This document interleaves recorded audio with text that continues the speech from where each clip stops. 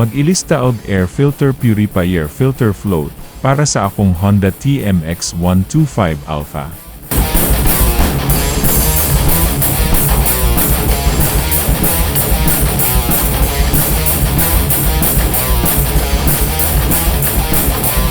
Dugay-dugay na jud ni nako wala pa mailisi sukad pagpalit ani akong unit, ato pang tuig 2018.